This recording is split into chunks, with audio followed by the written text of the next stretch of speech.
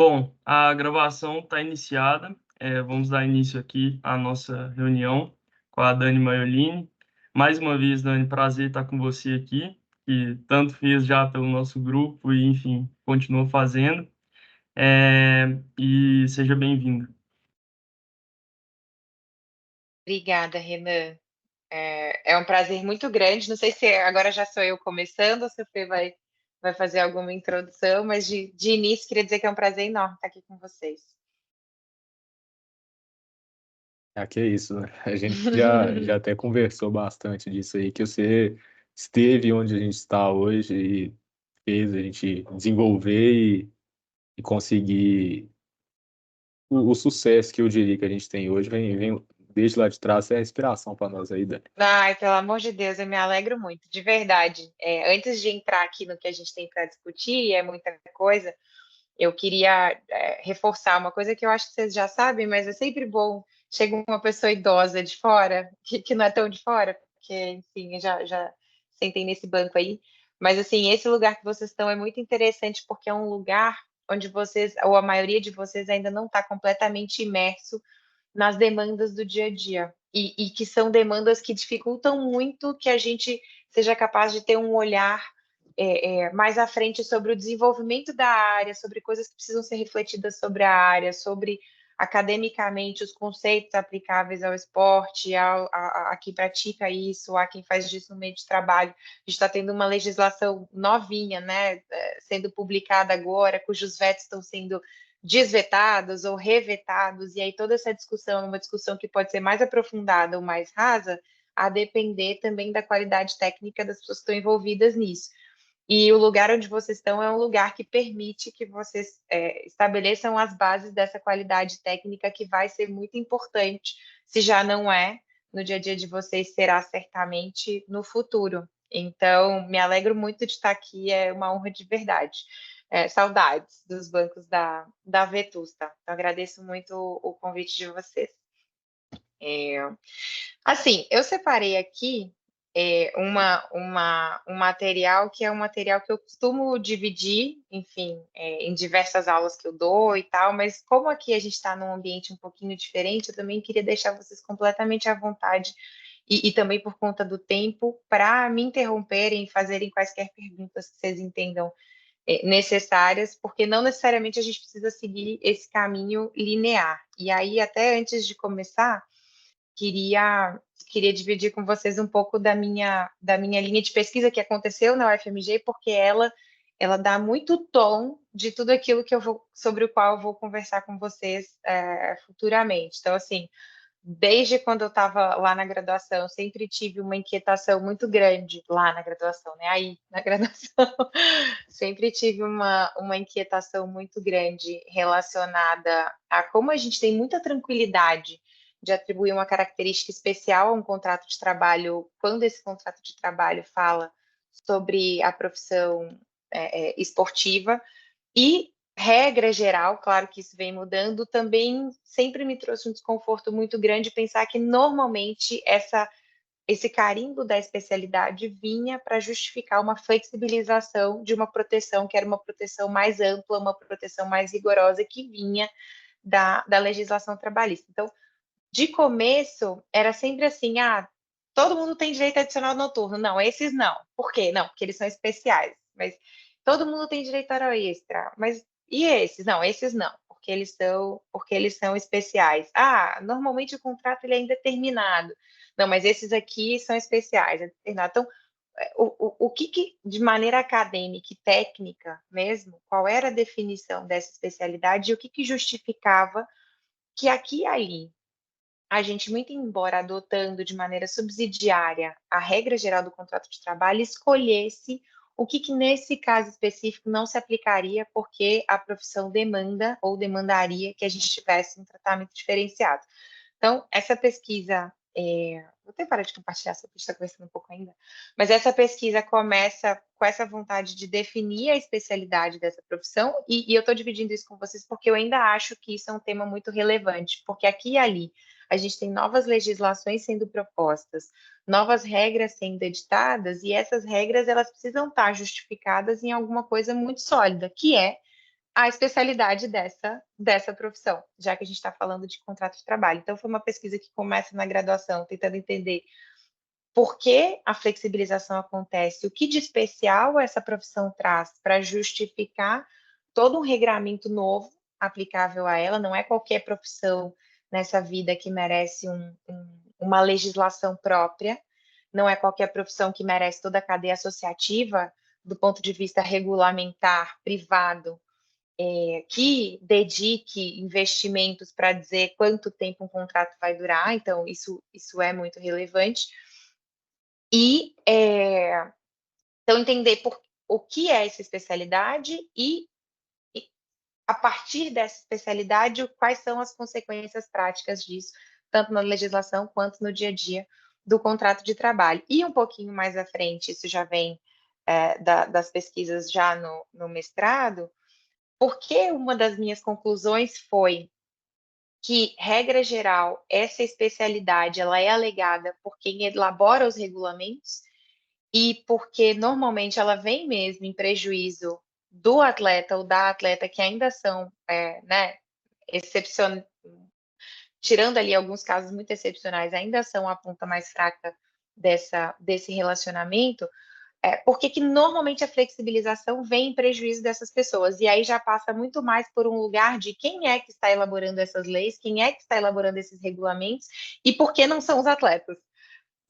Spoiler dado. E quais são as dificuldades que os atletas têm? Fazendo uma análise até sociológica dos movimentos sociais que a gente teve envolvendo atletas, desde a democracia corintiana até passando por outras experiências fora do Brasil, porque esse é um setor que tem tanta dificuldade, primeiro, de se organizar enquanto coletividade para tentar pressionar ou participar da elaboração das regras que são aplicáveis aos próprios contratos de trabalho, e a conexão disso com uma dificuldade que tanto esses atletas quanto nós, que trabalhamos com eles, temos de enxergar a natureza laboral desse relacionamento. Então, eu estou dividindo isso com vocês porque esse é um pano de fundo que me parece ser muito importante em 90% dos problemas que a gente enfrenta no nosso dia a dia hoje relacionado a esse vínculo que se forma entre atleta e clube. Tanto preventivamente, quando eu vou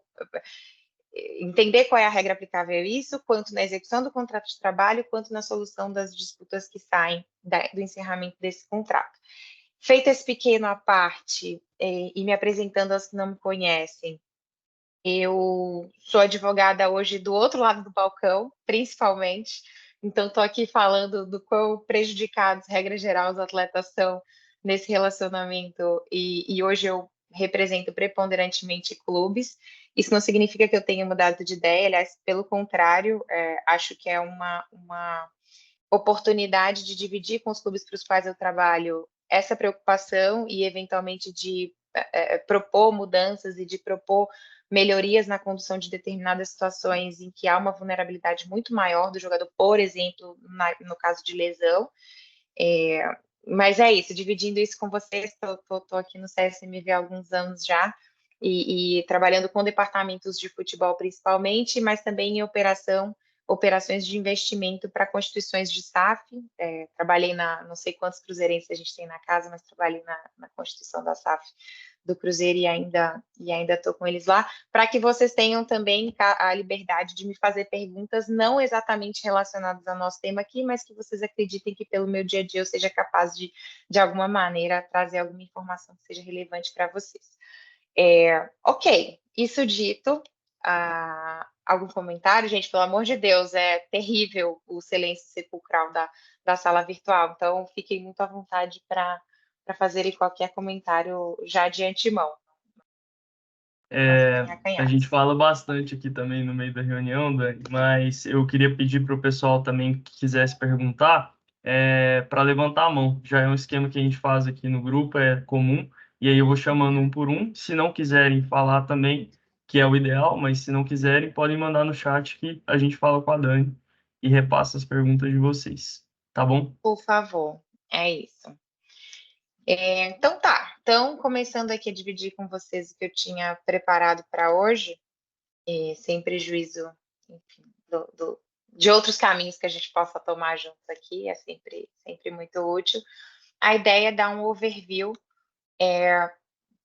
disso, né? De quais são as dificuldades do dia a dia mesmo, o que a gente enfrenta aqui todo dia. Aliás, amanhã a gente vai fazer uma reunião geral para poder estabelecer novas diretrizes para os contratos de trabalho antes da próxima janela de transferência. A cada janela a gente tem uma atualização sobre o que deu certo, o que deu errado. Então, amanhã é essa reunião geral. Então, tô super fresca aqui na cabeça de tudo quanto é BO que a gente enfrentou na janela de janeiro por conta dessas contratações.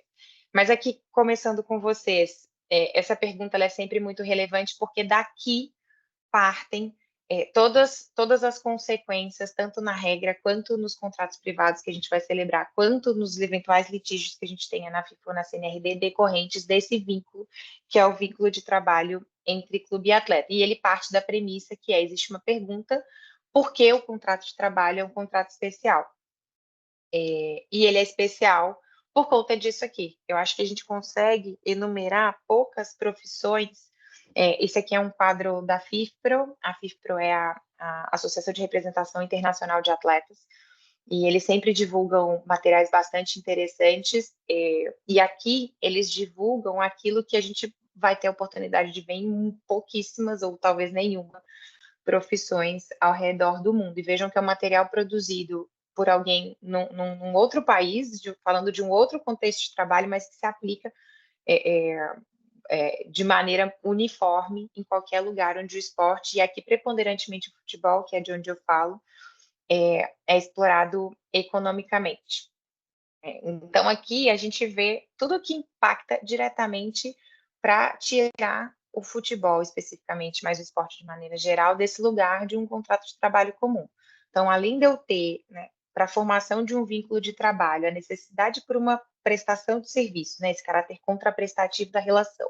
Eu posso te oferecer um serviço, você precisa desse serviço enquanto empregador para desenvolver atividade comercial, explorar comercialmente a sua atividade econômica, é isso que de maneira macro define um contrato de trabalho. Eu ainda tenho, paralelamente a essa conexão entre serviços a serem prestados e necessidade econômica decorrente de um setor, todas essas incidências aqui que vão impactar diretamente nesse vínculo. Então, primeiro, naturalmente, as condições comerciais que vão ser aplicáveis a esse contrato de trabalho, falando de tempo de disponibilidade, estou falando de obrigações recíprocas, a gente vai dar uma olhadinha mais específica nelas daqui a pouquinho. Estou falando de salário base, estou falando de verbas não salariais pagas por atingimento de performance, tudo isso vai estar ali nas condições do contrato de trabalho geral do jogador, e aí não tem tanta novidade, porque estaria presente em outros vínculos também. Mas eu já começo a entrar numa área um pouco mais excepcional, quando eu falo da preservação da saúde desse jogador, e aí eu posso equiparar esse jogador a um ativo, porque não, e é interessante como a saúde, ela ocupa um espaço híbrido nessa contratação, porque ela é um direito do empregado, ou seja, eu vou ter obrigações no contrato de trabalho que refletem a necessidade de que o empregador preserve o corpo dessa pessoa, que vai estar vai estar intimamente relacionado com a prestação de serviço, uma coisa que a gente também não necessariamente vê em outras profissões, né? Eu, como advogada, não tenho o meu corpo, eu tenho muito mais um trabalho intelectual sendo disponibilizado para o meu empregador, mas não necessariamente o meu corpo está tão vinculado, tão suscetível às consequências do trabalho que eu desempenho. Falar isso para o meu olho esquerdo tremendo, né? Mas de modo geral, eu tenho o contrato de trabalho do atleta obrigando essa pessoa a disponibilizar tudo aquilo que ela tem, e por conta disso, a preservação desse corpo é um direito do empregado. Mas por que isso tem um caráter híbrido? Porque também é um direito do empregador ver resguardadas essas boas condições físicas daquilo que para mim é um empregado, mas por causa das características desse contrato de trabalho também é um ativo financeiro. E aí a gente vai ver isso um pouquinho mais adiante, quando a gente estiver falando do rompimento antecipado desse contrato e do pagamento dessa multa, né, decorrente do rompimento antecipado do contrato. Mas aí a gente já vê, então, que algo vai precisar ser flexibilizado, modulado, ajustado nas regras gerais aplicáveis ao contrato de trabalho em decorrência dessa natureza, que não é uma natureza que a gente vê em outras profissões.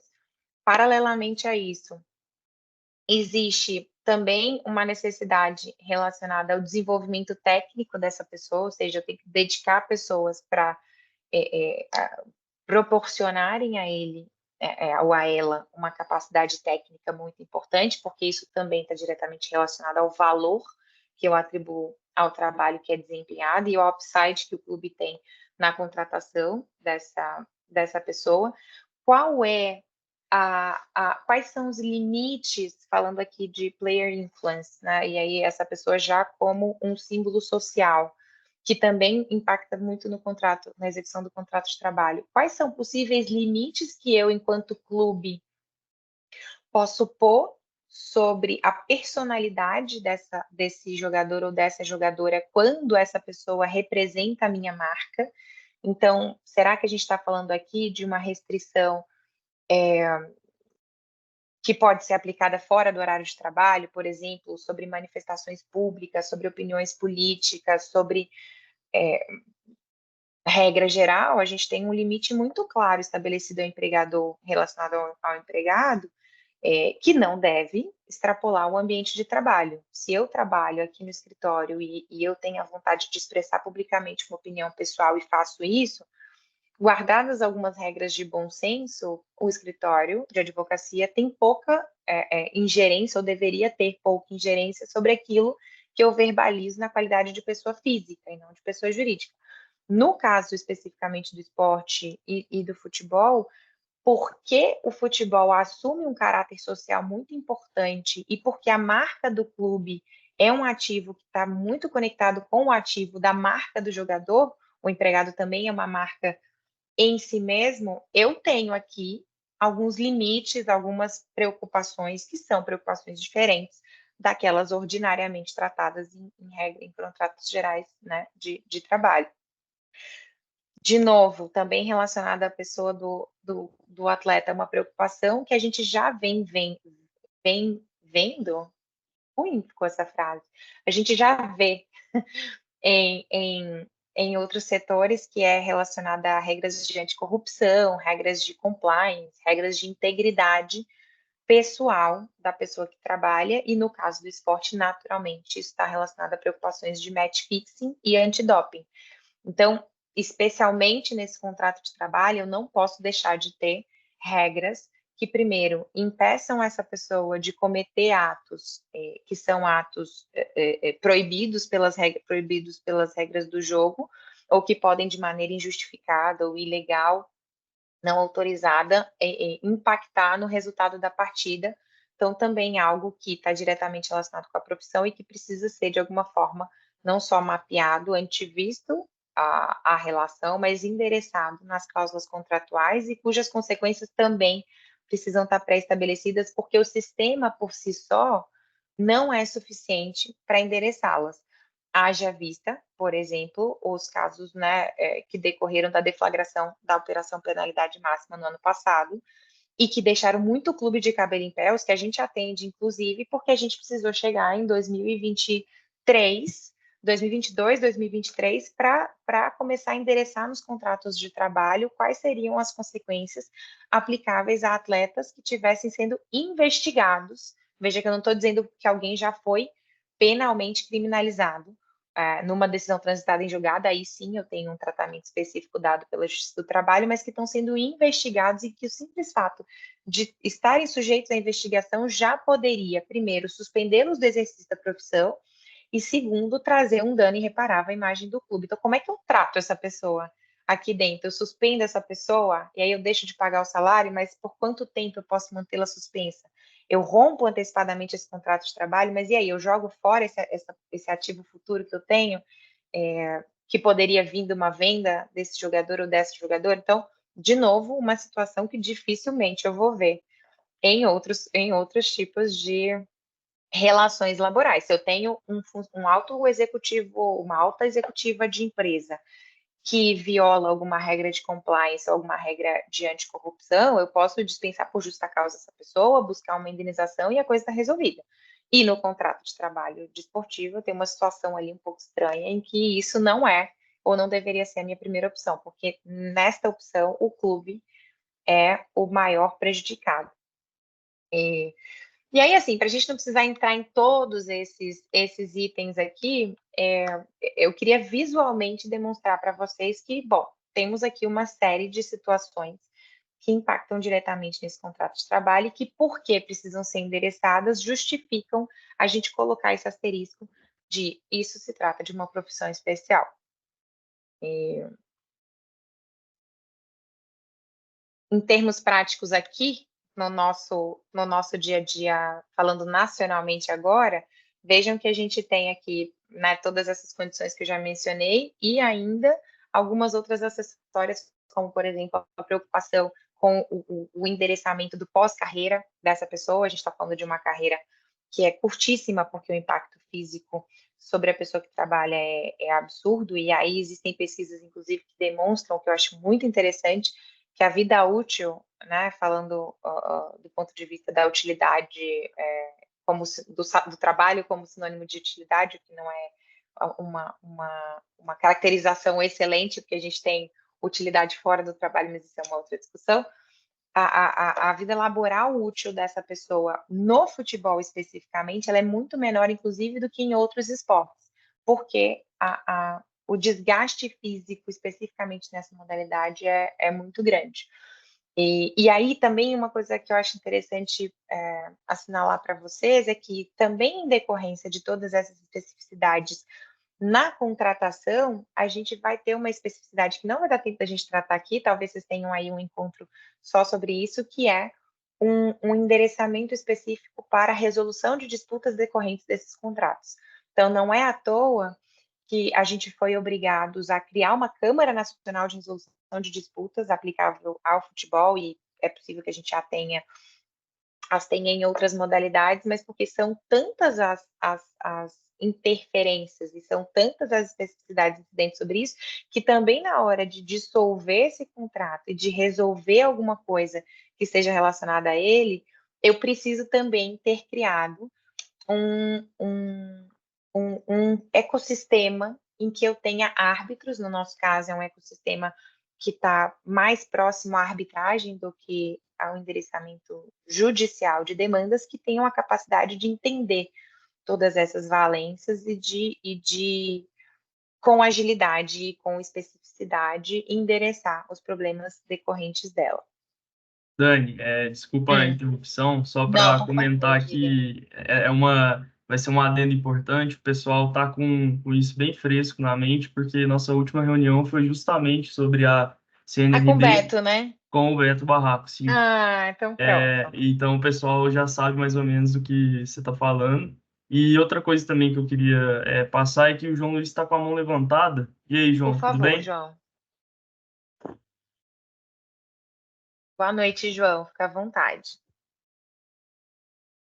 Não estamos te ouvindo, pelo menos eu não estou te ouvindo, João. Não, não te ouço, muito embora não apareça para mim que você está no mudo.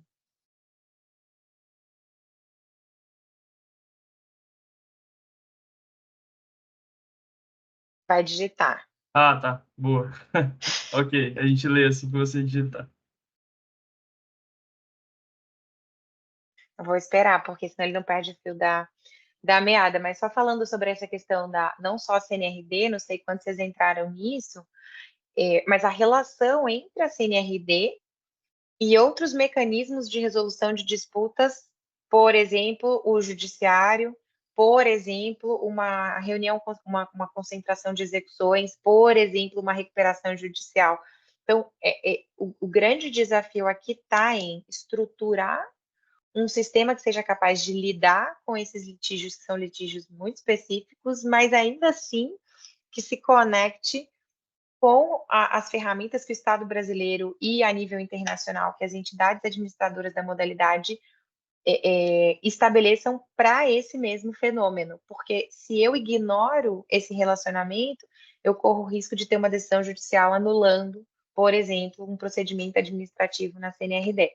Então, imenso, imenso desafio relacionado a isso. Não sei se o João Dani, já a, veio o, aqui.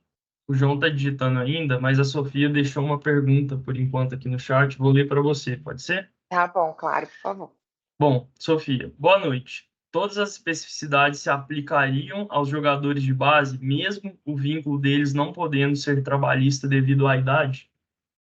Sofia, excelente pergunta, e a sua pergunta tem algumas nuances, porque talvez a gente esteja falando aqui de especificidades que se aplicam a um contrato de trabalho e que não vão existir quando este contrato de trabalho, por sua vez, não exista. E isso não necessariamente está conectado com o conceito de jogador de base ou jogador profissional, muito embora a gente use. Agora, respondendo a sua pergunta, é uma reflexão que eu fiz e que eu nunca tinha feito antes. Delicioso isso. Mas, assim, quando a gente fala jogador profissional, jogador de base, dá uma impressão de que a gente está passando uma régua entre aqueles que têm contrato de trabalho e aqueles que não têm.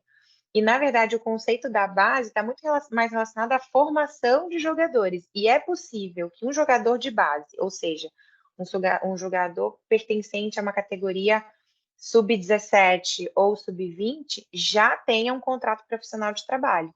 E nessa situação eu vou ter um jogador de base, ou seja, em formação, cuja idade, né, pelo menos de acordo com a FIFA, limite até os 23 anos, já tenha já sofra os efeitos de um contrato profissional de trabalho.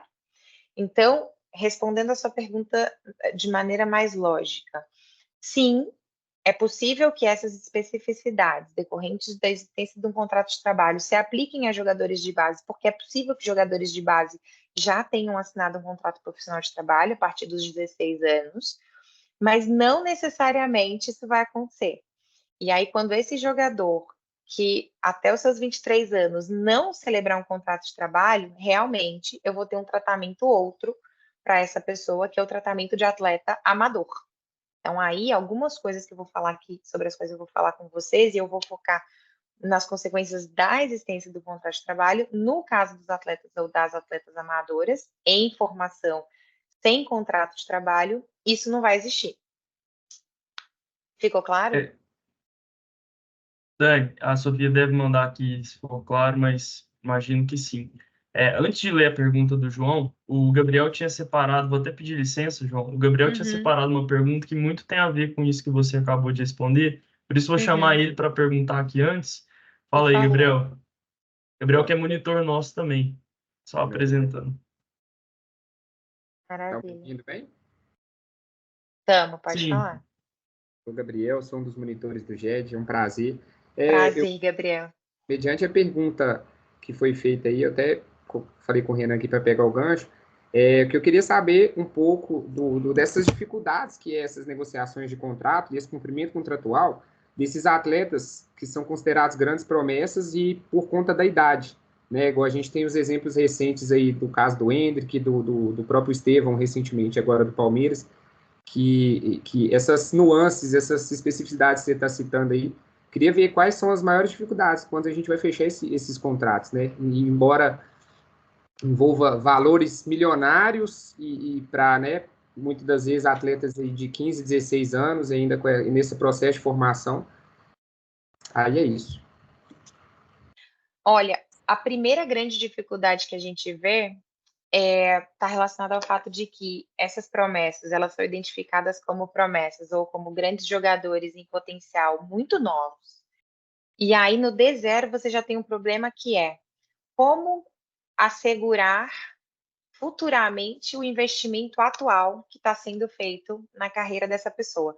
Tanto em relação aos seus representantes, porque, por exemplo, não é um tema exatamente do contrato de trabalho, está conexo a ele. Eu não posso representar onerosamente como agente um atleta menor de idade à luz das regras da legislação brasileira. Pelo regulamento de intermediários FIFA eu posso, mas no Brasil eu não posso.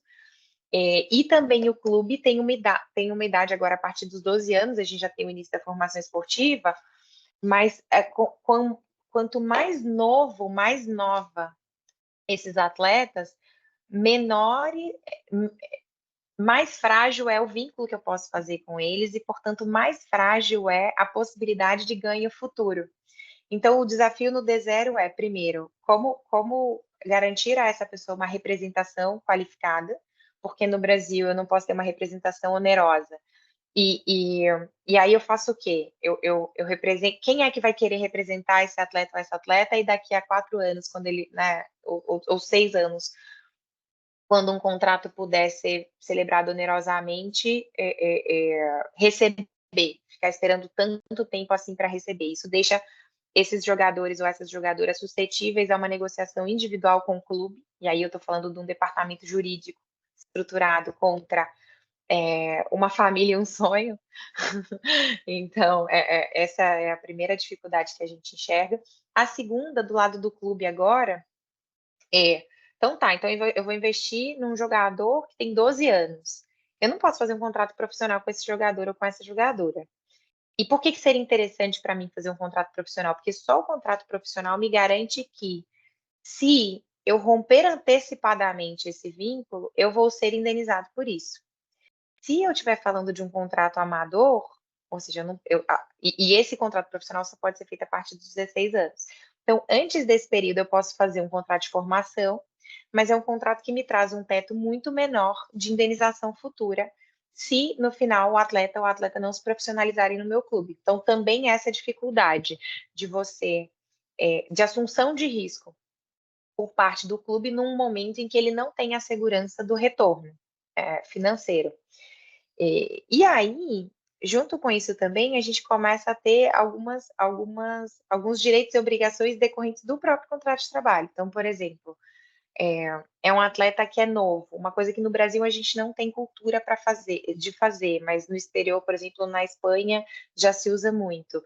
Tá, eu sou uma promessa. Quem me garante que, se eu fizer um contrato de 5 anos com você, eu não vou ficar no banco, você não vai me privar de alguma oportunidade, eu vou ficar escondido aqui, não vou conseguir aparecer e isso me desvaloriza no futuro? Nada. Na Espanha, por exemplo, existe um conceito chamado ocupação efetiva, que permite que atletas negociem. Olha, se você não me escalar, naturalmente quem joga está a critério da treinadora ou do treinador, mas se você não me escalar para 70, 80, 90% dos jogos, eu tenho o direito de sair desse clube e me mover para o próximo, porque lá eu vou ter mais oportunidade, ou você me empresta, enfim. Então, esse tipo de cláusula também, que quando o atleta tem representantes com poder maior de barganha, porque são representantes que já representam outros jogadores, regra geral, profissionais, ele consegue negociar. Mas, se eu estou falando de uma atleta muito jovens, também fica muito difícil. Negociação de luvas, então, premiações e pagamentos variáveis em decorrência do atingimento de determinados critérios de performance, o endereçamento, por exemplo, de uma lesão. Então, tá, se eu lesionei, quem é que decide qual é o tratamento que eu vou ter? Eu mesmo, que sou o dono do corpinho, tá ali trabalhando, ou você, que pagou por esse corpinho, tá aqui trabalhando? Então, quem é que tem o call? Quando eu tenho... Isso aconteceu com o Neymar há muito pouco tempo. Muito pouco tempo, não, meu Deus do céu, já faz muito tempo. Naquela lesão que ele teve com o Zúñiga, não sei se estava todo mundo familiarizado. Toda vez que eu faço uma referência antiga, eu lembro da idosa que sou, mas nessa ocasião, e a gente teve um caso aqui no escritório também envolvendo o Thiago Maia, numa época era com o Lille e o Flamengo, se eu não me engano, em que ele lesiona, o jogador é do Lille, estava emprestado para o Flamengo, e o Lille queria ter uma estratégia de tratamento para ele, que era uma estratégia mais paliativa, não vamos operar. O Flamengo queria operar porque operando o retorno era mais rápido e era ele que estava contratando com o jogador à época, e o jogador queria uma terceira alternativa que não tinha nada a ver com as duas anteriores. Então, quando acontece, sendo engenheira de obra pronta, eu olho para trás e digo, putz, isso devia estar no contrato. Quem é que decide? Mas esse tipo de dificuldade é uma dificuldade que a gente tem, principalmente quando o atleta é muito jovem, e o poder de barganha, portanto, é muito menor frente ao clube, porque ainda não é. Muito embora a promessa exista, ele ainda não é. Ela ainda não é. Então, são dificuldades que de cabeça assim, eu já consigo dividir com você. Estamos? Respondido, Gabriel? O Luiz mandou, né? Isso. Você quer que eu leia para você ou você está conseguindo ler, né? Não, eu tô aqui. Primeiro, Tá João, bom. né? Outro Isso. dia, no grupo do Cedim, colocaram um vídeo da academia do Thiago Silva. Este fato, acredito que vários possuem. De que maneira influenciou na elaboração do contrato? Pô, muito boa pergunta. Porque existe um setor, inclusive isso é tão importante que está até no contrato padrão CBF. Antecipando aqui um pouco o que eu já ia trazer para vocês, mas muito melhor, porque a gente já vai endereçando dúvidas específicas. Eu tenho duas formas de fazer a elaboração das cláusulas contratuais entre clube e jogador. Primeiro, eu sou obrigada a usar o modelo padrão da CBF, e aquilo que não consta nesse modelo padrão CBF, e a carinha desse modelo eu vou mostrar para vocês, eu posso trazer um contrato particular de trabalho entre clube e jogador. Se ambos estiverem conflitantes, o contrato CBF sempre vai prevalecer, mas, regra geral, o contrato particular ele serve para acompanhar e prever aquilo que não está no modelo. E esse item que você trouxe, João, ele é tão importante que ele já está no modelo padrão CBF, que são coisas, são riscos que ao próprio corpo que o atleta ou a atleta não podem assumir. E eles estão relacionados principalmente a volume de exercício físico feito de maneira privada. Há clubes, inclusive, que não permitem que o jogador tenha o seu próprio personal, que ele só treine com o personal designado pelo clube, para que não haja um conflito, por exemplo, entre cargas de trabalho.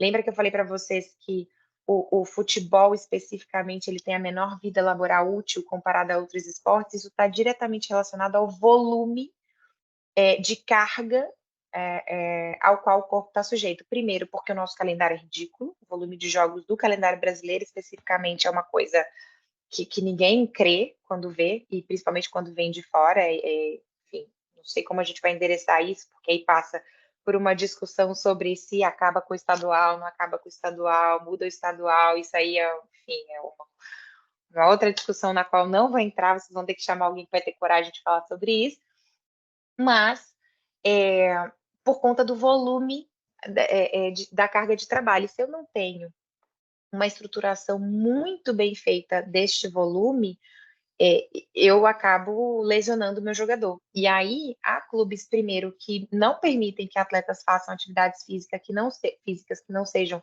sob a supervisão do clube, ou se as fizerem, e aí isso impacta diretamente no contrato de trabalho, por exemplo, no que está relacionado à academia do Thiago Silva, que isso seja do clube. Então, é possível que, não sei qual é o caso do Fluminense, mas que o clube solicite ao jogador que tenha os dois personagens, né, o preparador físico do clube e o preparador físico do jogador, alinhados no uso dessa academia e principalmente no volume de treinamento ao qual este atleta estará sujeito.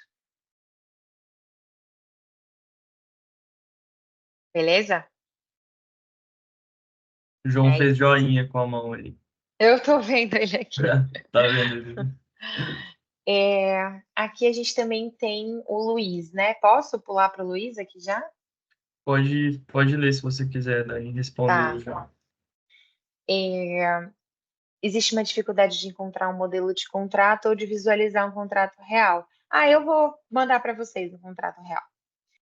O modelo padrão CBF. Eu trouxe uma fotinha, vou aproveitar que nós já estamos aqui. Como diz minha avó, para não perder pernada. Em Minas a gente não perde pernada. Deixa eu ver se... Aqui, ó. Vocês estão enxergando? Eu não estou enxergando Sim. vocês, aí eu preciso ser sim, isso. Então, essa é a cara que o contrato de trabalho modelo CBF tem.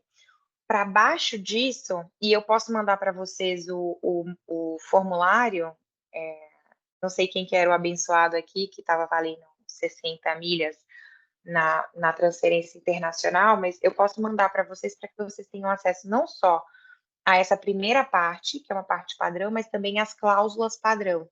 E elas estão relacionadas exatamente a isso que eu falei com vocês. Primeiro, algumas obrigações que o atleta tem de não assunção de risco. Então, por exemplo, não se colocar em situações de perigo. Não pode andar de moto. Eu ia dar o exemplo do Roger Flores andando de jet ski na Lagoa dos Ingleses, que é um exemplo que eu só posso dar num foro mineiro, porque isso não diz nada para ninguém.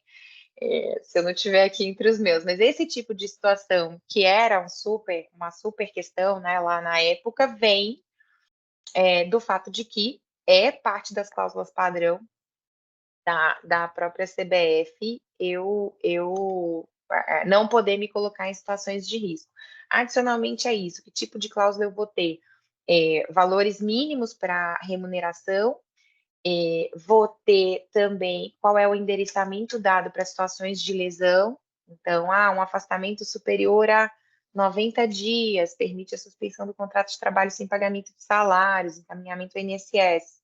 Esse tipo de situação está endereçada também. E, principalmente, algo que eu vou trazer também já para vocês aqui, passando um pouco a carroça na frente dos bois, mas é porque a gente já está falando sobre isso, prazo contratual e as cláusulas indenizatória e compensatória desportivas, que são, no final das contas, o motor financeiro. Deixa eu ver se elas estão aqui, vocês estão enxergando, né? Sim. O motor financeiro desse. Mas eu não estou apresentando, né? Pronto. Desse mercado. Então, isso aqui também vai estar nas cláusulas genéricas do contrato de trabalho. Então, primeiro, quanto o atleta precisa pagar para o seu clube atual em solidariedade ao novo clube, caso ele rompa antecipadamente o contrato de trabalho que é celebrado propositalmente por prazo determinado. Então, de novo, aquela pergunta, por que é um contrato especial? Então, porque diferente do contrato de uma relação genérica de trabalho, onde a premissa da qual se parte é de que esse vínculo foi celebrado para durar por tempo indeterminado, porque quando eu entro num trabalho, eu não entro pensando em sair, a menos que esteja falando de um projeto específico. Nesse caso aqui, eu tenho uma vida útil laboral, que é uma vida útil muito curta, e o contrato por prazo indeterminado não traria uma solução de rendimento futuro do clube. Ou seja, eu tiro o incentivo de investimento, por exemplo, num atleta de base. E isso acontece porque um instituto que era muito importante para o mundo, voltando aqui um pouquinho, para o mundo do futebol, se extinguiu, que era o passe. Então, por que uma cláusula padrão do contrato CBF é a previsão de que, se este atleta, em fazendo um contrato por prazo determinado, rompe antecipadamente esse vínculo, quanto ele vai pagar para o clube? Porque antes isso era uma premissa. Antes, o contrato se organizava de uma determinada forma em que o clube contratava o jogador para que o jogador tivesse condição de jogo, ou seja, de elegibilidade para participar desse sistema federativo, né, do qual fazem parte FIFA a nível internacional, CBF a nível nacional, federações regionais a nível estadual, clubes e atletas, ele precisava ser inscrito nesse sistema por intermédio do clube. Não sei quantos de vocês aí tiveram uma carreira esportiva mais bem-sucedida que a minha, mas quem teve uma carreira esportiva bem-sucedida provavelmente foi federado. Então, o que é ser federado? É alguém que achou que valia a pena que você representasse esse clube ou esse estado, né, no caso das seleções estaduais ou nacionais, no sistema federativo.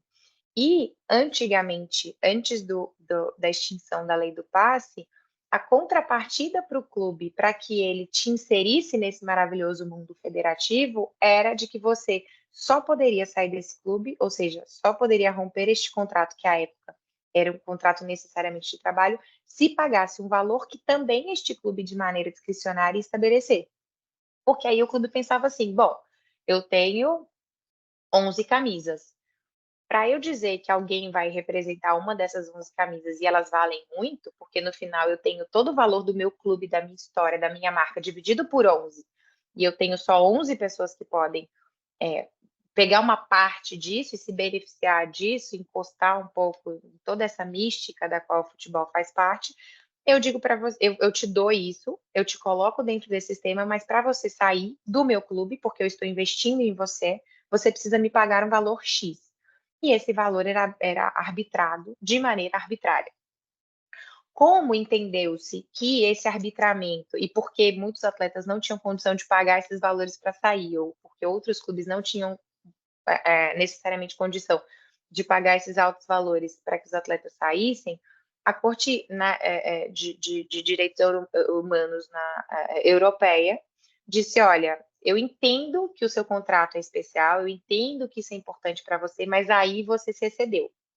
E aí eu não posso flexibilizar as regras gerais do contrato de trabalho e os princípios protetivos que se aplicam indistintamente a qualquer trabalhador. Não me interessa se você julga que a sua profissão é muito especial, ela é mesmo, mas aqui ela passou do ponto. E aí eu revogo essa prerrogativa do clube, mas eu preciso dar alguma coisa em troca.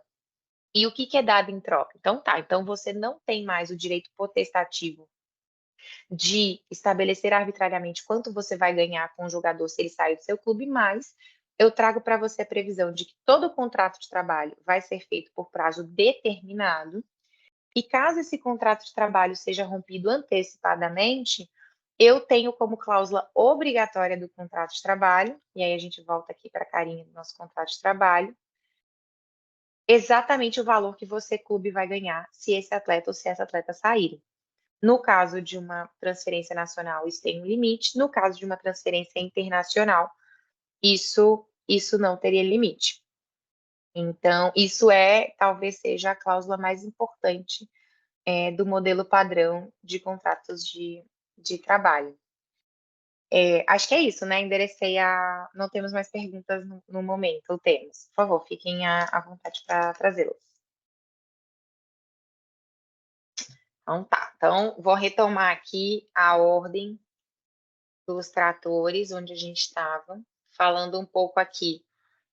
Já adiantei o que aconteceu, né, com o caso Bosmo, mas um pouquinho antes aqui, também trazendo um outro ponto que é muito relevante para a especificidade da profissão, que é essa intimíssima relação entre o contrato de trabalho e a competição.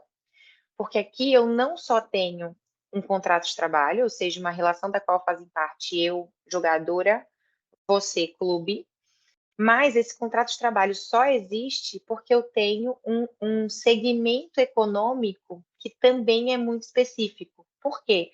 Porque ele gira em torno, primeiro, da competitividade, porque ele prescinde de uma estrutura associativa internacional que permita com que clubes ao redor do mundo inteiro joguem de acordo com as mesmas regras.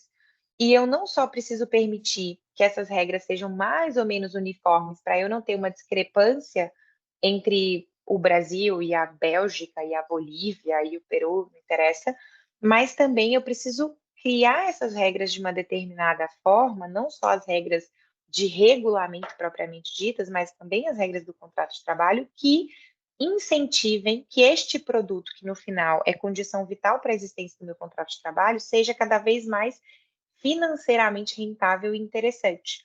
E como é que eu transformo este produto em um produto cada vez mais rentável? Eu preciso, primeiro, que a competitividade exista e que a aleatoriedade do resultado seja cada vez mais alta. Para que o meu consumidor final, torcedor no final é um consumidor final, esteja sempre interessado naquilo que eu tenho para oferecer. E a competitividade, por sua vez, ela é tanto maior quanto maior for a uniformidade entre os meus participantes. Concordam que a Premier League é muito interessante porque os clubes são todos muito equilibrados ou preponderantemente equilibrados, e que eu não tenho muito interesse em ver um campeonato onde eu sempre sei os 2 ou 3 ou 4 times que vão estar ali no chaveamento final das semifinais, ou onde eu tenho um desequilíbrio muito grande, de modo que eu sempre saiba quais são os times que vão ganhar. Então, também a necessidade de não só preservar o ecossistema competitivo, mas incentivar que ele seja o mais interessante possível para o meu consumidor, vai impactar diretamente nas regras do contrato de trabalho. Já contei para vocês um pouquinho dessa história relacionada à lei do passe. Para quem não conhece, o passe se extinguiu por conta de um jogador que se insurgiu contra essa previsão, era um jogador belga, e desde que essa previsão foi extinta, eu tenho agora não mais o passe, muito embora ainda seja usualmente utilizada a frase, né? Quanto custa o passe de tal jogador? Isso não existe mais. no lugar do passe, para poder trazer algum tipo de conforto para os clubes nesse investimento inicial que é feito na carreira de alguém, porque existe uma expectativa futura de ganho que é muito maior, criou-se a figura das indenizações recíprocas pelo rompimento antecipado do contrato de trabalho. Então, se este contrato de trabalho é rompido antecipadamente pelo jogador ou pela jogadora, eu tenho previsto uma indenização que é paga por essa pessoa ao clube, ou pelo clube contratante ao clube que está perdendo, né, esse ativo. E, ao revés, se eu tenho um rompimento antecipado do contrato de trabalho pelo clube em detrimento do jogador, eu também tenho uma indenização prevista, que é a chamada cláusula popular compensatória. Por que é interessante isso? Porque nem todo mundo sabe, ou tem muito fresco na cabeça, que direitos econômicos, no final, são sinônimos de indenização pelo rompimento antecipado do contrato. Então, quando eu falo de direitos federativos, eu estou falando do direito de ser inscrito em competições. Então, é um direito que surge da inscrição do contrato de trabalho na respectiva federação da modalidade, e direitos econômicos, por sua vez, ou seja, só quem pode ter direito federativo é o clube, porque é ele que se conecta com o jogador dentro do sistema e leva o jogador para dentro do sistema. E direitos econômicos são direitos sobre a multa rescisória, que por sua vez é paga quando o contrato de trabalho é rompido antecipadamente. E também em relação a esses direitos, existem algumas pessoas listadas nos regulamentos da FIFA que podem ter um percentual disso. Os clubes são os detentores originários desse direito, porque se eu crio uma indenização para trazer conforto para esse ente, essa entidade que está fazendo investimento nessa carreira, essa entidade é o clube. O que a gente tinha antes? Um cenário em que também terceiros faziam investimentos no início dessas carreiras. E aí, como contrapartida, esses terceiros, empresários, empresas, fundos de investimento, solicitavam do clube um percentual futuro dessa transferência, desses direitos econômicos. A FIFA percebeu que isso estava levando a um êxodo financeiro do dinheiro do futebol para fora do que ela chama de família do futebol. E, ao final, isso prejudicava principalmente clubes formadores, porque eu tinha altas multas sendo pagas, mas o dinheiro não corria por toda a cadeia de formação daquilo que a FIFA chama de grassroots do futebol, que significa pagar uma cláusula indenizatória ao clube que era o detentor do contrato de trabalho, que por sua vez precisaria distribuir alguns percentuais, o que a gente chama de percentual de indenização por formação, aos clubes que contribuíram para a formação desse jogador.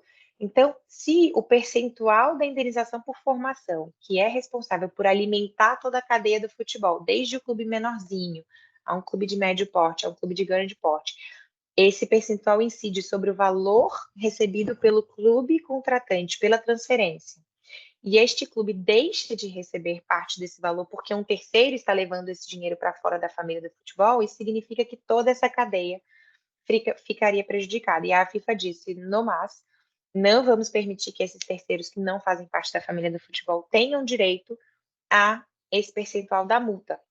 Então, acabou com essa festa. É uma decisão contraditória até hoje, porque, no final das contas, isso mata um modelo de investimento que, principalmente nos clubes sul-americanos, permite que o nosso ecossistema sobreviva, e acabou privilegiando clubes europeus que não contam mais com essa modalidade de investimento, porque a captação de receita, principalmente na Europa e também, né, nos Estados Unidos, mas porque a gente está olhando para lá porque é um mercado menos atrativo, ele é feito no modelo de aquisição de clube.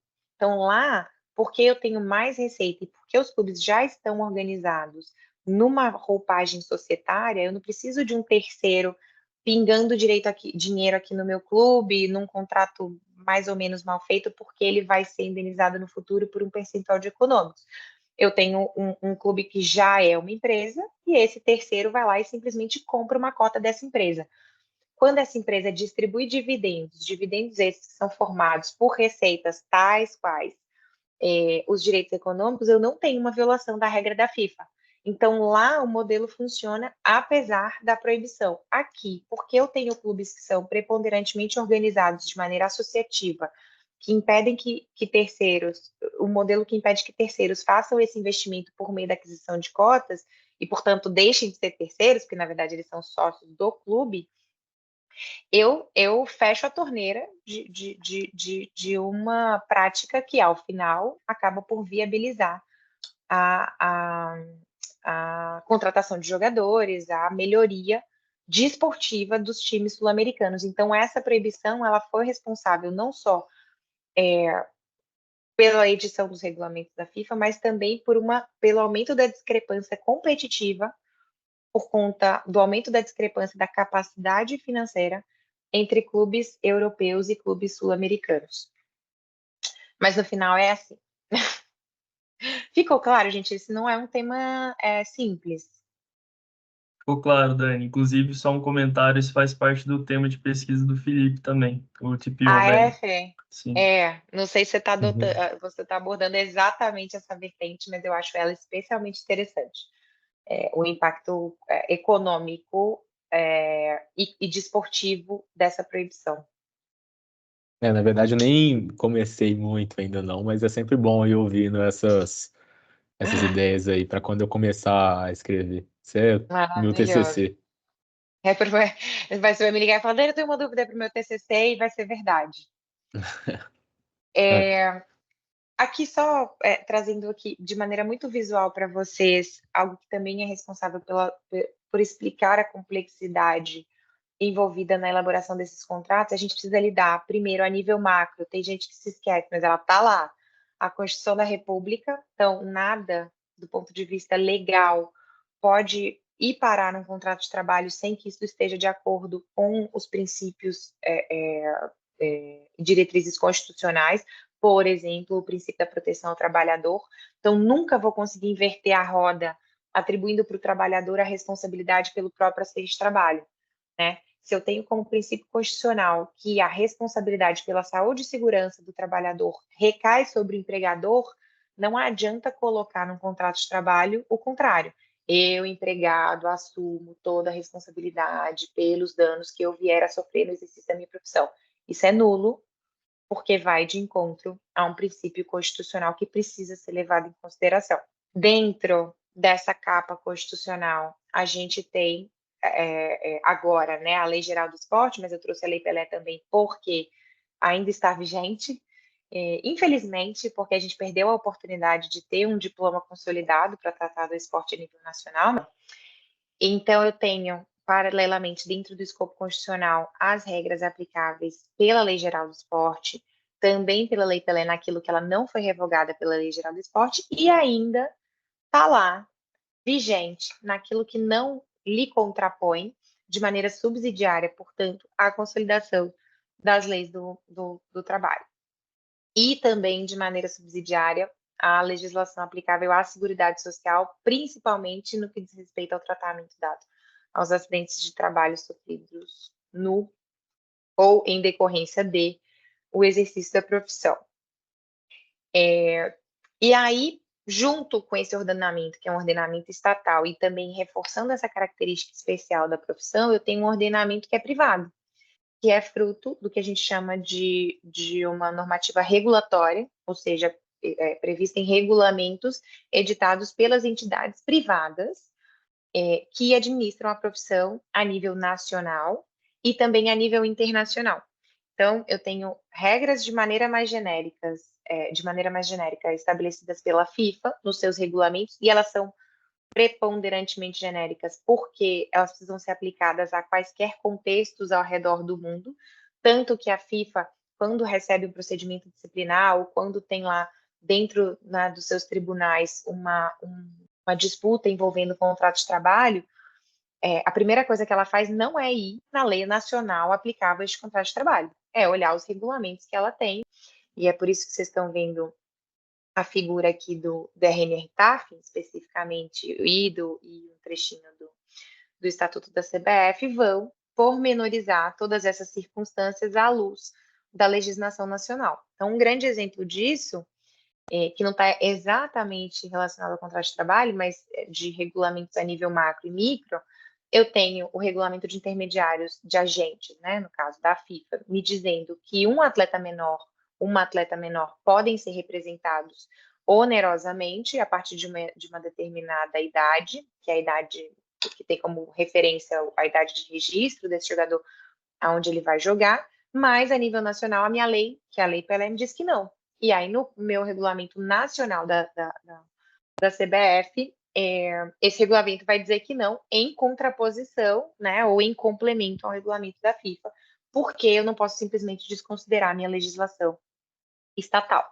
Então, hierarquia de normas também levando em consideração uma regulamentação que é pública, vinda do Estado, e uma regulamentação que é privada. Me parece ser muito importante mencionar também, acho que vocês estão enxergando aí, que é o atual conceito, né, de contrato profissional. Isso foi objeto de uma das perguntas já, né, da Sofia. Então, acho importante dividir.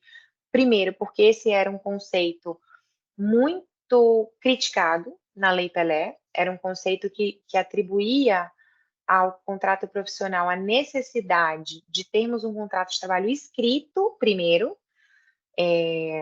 como os maias, e segundo, submetido à federação correspondente. Isso, no entender das regras de aferição da presença de uma relação de trabalho à luz dos princípios trabalhistas, era muito rígido, porque eu tenho a possibilidade de ter um clube que descumpre esse dever, ou seja, o clube tem o dever de fazer comigo um contrato de trabalho, de submeter esse trabalho à minha federação correspondente, ele não o faz.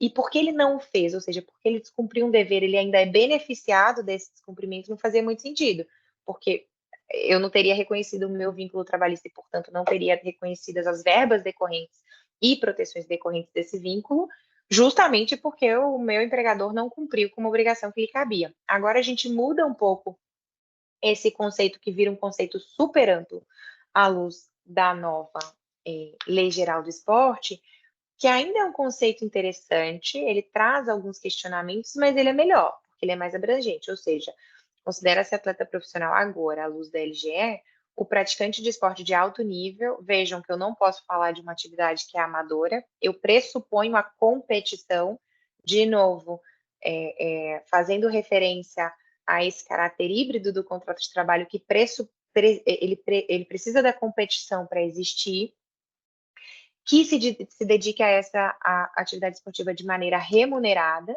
permanente, ou seja, não estou falando de nada sazonal, até porque a competição também precisa que eu tenha uma certa previsibilidade relacionada a esse vínculo, e no que se refere à onerosidade, que é um dos critérios de aferição da existência de uma relação de trabalho à luz da consolidação das leis do trabalho, a nossa lei específica vai dizer que tenha nessa atividade a sua principal fonte de renda.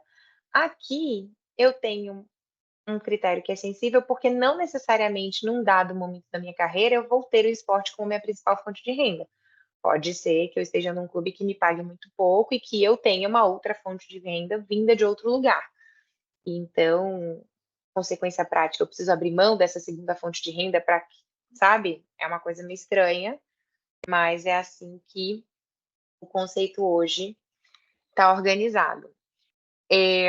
Falamos já disso aqui, né? Quando começa a iniciação esportiva, o vínculo federativo permitido desde os 12 anos, a formação considerada até os 20 anos, à luz, né, da nossa legislação, mas a gente tem ali, por conta de pagamentos que são feitos pela própria formação, esse período podendo ser considerado até os 23 anos, a profissionalização, que é o direito do clube, no caso do clube formador, era o direito do clube formador de ter celebrado o primeiro contrato de trabalho a partir dos 16 anos. Então, a partir dos 16 anos, eu tenho um vínculo que é super forte e eu tenho a possibilidade de oferir essa receita futura, que é o antigo passe, que é hoje essa cláusula indenizatória desportiva. E, para fins de transferências internacionais, só a partir dos 18 anos, como uma medida protetiva a crianças e adolescentes, a fim de evitar principalmente tráfico, né, de pessoas, e que você exponha essas pessoas a uma situação de vulnerabilidade. Falamos já dos contratos celebrados, falamos dos termos de vigência, falamos das cláusulas indenizatória e compensatória. Passando um pouquinho aqui pela remuneração, a gente tem a possibilidade de ter um salário base estabelecido, e aí ele vai seguir, inclusive, a regra do salário mínimo da CLT, então não posso pagar um salário que seja menor do que o salário mínimo, de novo, essa interseção entre as legislações. Um auxílio moradia que pode ser pago ou in natura ou como contraprestação limitada a um determinado percentual. Posso prever de maneira não remuneratória, ou seja, sem impactos salariais no contrato, no 13º, nas férias, no recolhimento do FGTS, a previsão de pagamentos excepcionais decorrentes de resultados excepcionais desportivos, então, tanto a luva que é paga no momento da contratação do jogador, quanto premiações e bichos que são pagos ali por alcance de metas. E, por fim, acho que esse era o último ponto que eu queria endereçar com vocês, que sempre é um ponto ali, às vezes, objeto de alguma dúvida. Eu tenho a possibilidade de, neste contrato de trabalho especificamente, atuar também como um patrocinador do jogador. Por que atuar também como patrocinador do jogador? Porque o direito de imagem ele só dá problema quando quem quer se beneficiar da imagem do jogador é o seu clube contratante. Quando eu tenho a Nike, a Adidas, a Puma ou qualquer empresa terceira querendo se beneficiar da imagem do jogador, essa empresa faz um contrato de patrocínio, um contrato de exploração de imagem, por meio do qual algum valor é pago e por meio do qual algumas contrapartidas publicitárias são estabelecidas.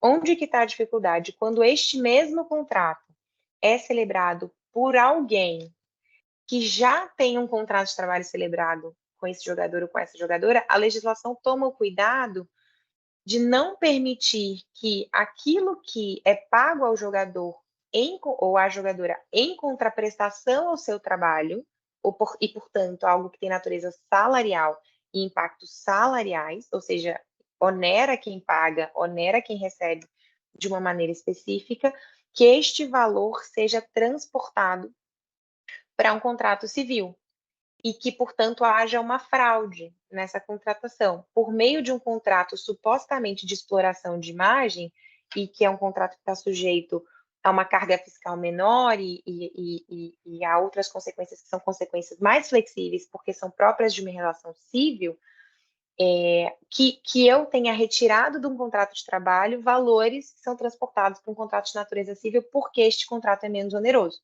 tanto para quem paga quanto para quem recebe. E aí, para evitar essa fraude, a gente já teve uma redação anterior na Lei Pelé que dizia que eu precisaria ter um contrato específico de natureza civil para tratar de obrigações e deveres e direitos completamente diferentes daqueles já previstos no contrato, porque se eles já estão previstos no contrato de trabalho, eles são, portanto, remunerados por um salário, não podem ser remunerados por uma verba civil. E agora, na legislação nova, esse artigo ele é substituído por um novo artigo que especifica melhor o que é exatamente o escopo da contratação de um contrato de exploração de imagem, que é, por exemplo, a divulgação do atleta ou da atleta no sítio eletrônico da organização, do clube, canais de comunicação, campanhas de divulgação, participação de evento, ou seja, que haja efetivamente o uso comercial dessa exploração do direito de imagem para evitar que eu tenha verbas que visam remunerar o desempenho desportivo sendo transportadas por um contrato de natureza civil com o simples objetivo de pagar menos direitos trabalhistas a esses jogadores e os jogadores, por sua vez, pagar menos impostos incidentes sobre as verbas salariais que eles recebem. E aí, um último ponto que é muito interessante no nosso dia a dia, que acontece muito, quando o clube, por sua vez, faz um contrato de patrocínio com terceiros, então, vou usar o caso do Palmeiras com a Puma, né? A Puma patrocina o Palmeiras. Para que a Puma possa explorar economicamente e comercialmente a imagem dos jogadores do Palmeiras, ela tem dois caminhos. Ou ela patrocina direto esses jogadores, ou ela precisa usar pelo menos 3 atletas, porque aí eu já estou falando de uma imagem que é coletiva relacionada ao clube e não mais, de acordo com a lei, não estou falando mais do direito personalíssimo à exploração da própria imagem. Eu acho que era isso que eu queria falar. E é isso, gente. De modo geral, este é o fabuloso mundo contratual desportivo. Queria abrir para perguntas que vocês possam ter e para a gente bater um papo final aqui. Podem trazer outros assuntos se vocês quiserem. Maravilha, Dani. Muito obrigado mais uma vez. Eu acho que Imagina. assim, a gente teria inúmeras perguntas para fazer aqui, né? Se você preferir, você tinha comentado comigo que estava um pouco de pressa, eu posso repassar as perguntas que estão no chat aqui. Mais alguém que Eu não precisar. vi, deixa eu vê-las aqui. Às vezes a gente consegue endereçar algumas. Uhum. Vamos lá. Lê aí para mim, Fê, porque eu tô míope. Ah, tá, a Sofia mandou. Boa noite. Outra dúvida. Então, em contrato, o clube não poderia instituir uma punição ao atleta se o ato punido seja, pela lei máxima, na hierarquia, um direito do atleta. Exemplo, um jogador desfalcar o time em uma partida por ter que fazer uma prova, direito à educação versus obrigação de prestar o serviço pelo qual foi contratado. É interessante isso. Eu sempre vou ter na vida, né? Não só no contrato de trabalho de atletas, eu sempre vou ter, de modo geral, um sopesamento entre um direito em relação a outro. Então, quando eu, por exemplo, não posso difamar alguém, quando me dizem que eu não posso difamar alguém publicamente, isso é uma composição entre o meu direito de expressar-me livremente sobre aquilo que eu penso e o direito do outro de não ter a sua integridade moral violada por aquilo que eu estou falando publicamente. No caso da lei, quando, por exemplo, eu tenho previsto na legislação que o atleta tem a obrigação de se disponibilizar, e isso está lá no contrato padrão CBF, de se fazer disponível para presença em treinamentos, competições e etc., a discricionariedade e debaixo do poder de direção do seu empregador, partindo da premissa que eu estou falando de um contrato de trabalho, a própria lei já fez uma escolha por mim.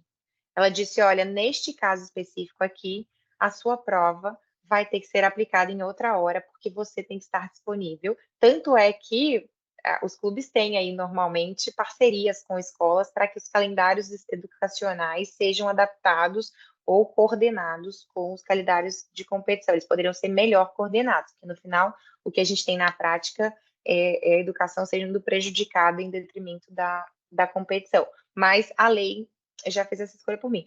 Se, por outro lado, eu estiver falando, por exemplo, de um contrato amador, ao qual não se aplica essa previsão, aí sim, aí eu poderia fazer um sopesamento sobre este direito educacional, sobre a obrigação de se fazer presente. Mas, especificamente no contrato profissional, a própria lei já faz essa escolha por nós.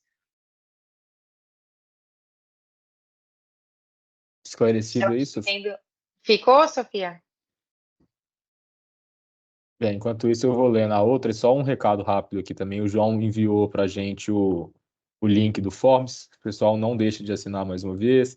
Qualquer problema que vocês tiverem, comunique a gente imediatamente, tira foto, print, qualquer tipo de prova que vocês tiveram presentes na reunião, para a gente não se enrolar na faculdade. Certo, vou ler aqui a do Luiz.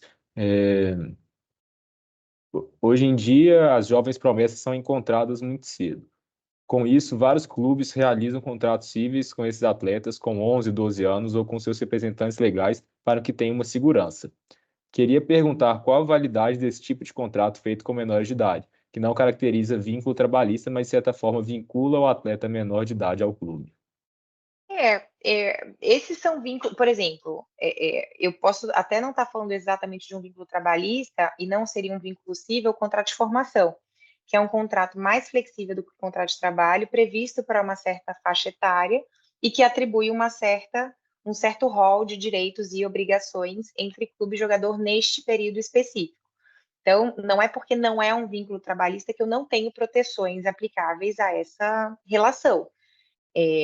Se, por exemplo, eu tenho uma atleta com 9 anos de idade, então, portanto, alguém que não estaria debaixo do escopo nem de um contrato de formação, de iniciação esportiva, de nada, esse contrato cível poderia ser questionado judicialmente. Primeiro, porque eu estou falando de uma pessoa com uma vulnerabilidade muito maior. Segundo, porque eu estou falando de um contrato que, se estabelecer restrições, por exemplo, à liberdade de ir e vir dessa criança, estaria falando de restrições nulas, porque eu não tenho em lei nada que autorize uma restrição, e um contrato privado que estabeleça uma obrigação dessa natureza, se contraposto, de novo trazendo o gancho da Sofia, a liberdade e a proteção do menor e etc., essa cláusula contratual seria considerada nula. Eu diria que numa discussão judicial sobre um contrato dessa natureza, há enorme chance dele ser considerado inválido. É claro que aí vai muito do caso a caso, o que foi contratado, quem contratou o que com quem, quanto custa. Mas, de modo geral, quando eu tento escapar de uma proibição, que é o caso, né? Eu não posso atribuir restrições a crianças menores de 16 anos ou 12 anos, eu já estou entrando num âmbito de maior vulnerabilidade do instrumento que eu estou celebrando.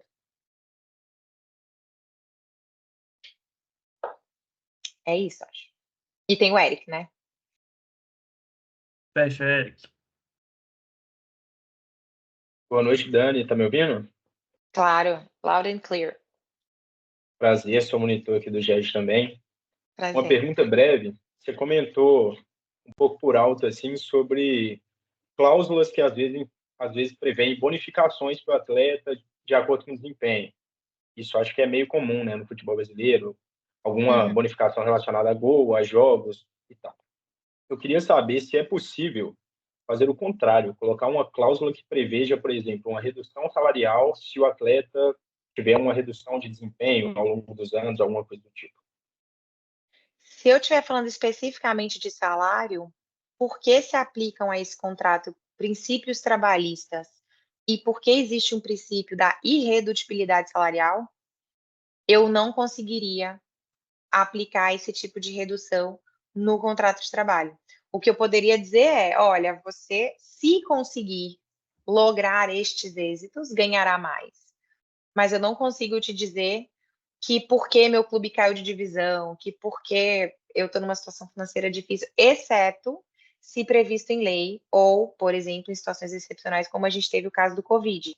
Aí este tema foi endereçado especificamente, eu tive uma autorização governamental visando um bem maior, né, de reorganização de dívidas, até porque eu também não tinha o trabalho sendo desempenhado com a suspensão dos eventos competitivos, aí eu posso ter uma autorização que é excepcional.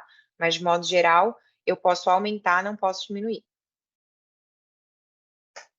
Perfeito. Acho que é isso, Bom, gente. vamos liberar a Dani, porque a gente já até extrapolou o horário dela. Queria deixar Imagina, aqui gente, um mais uma prazer. vez meu agradecimento e dizer que é um prazer enorme te receber. Felipe,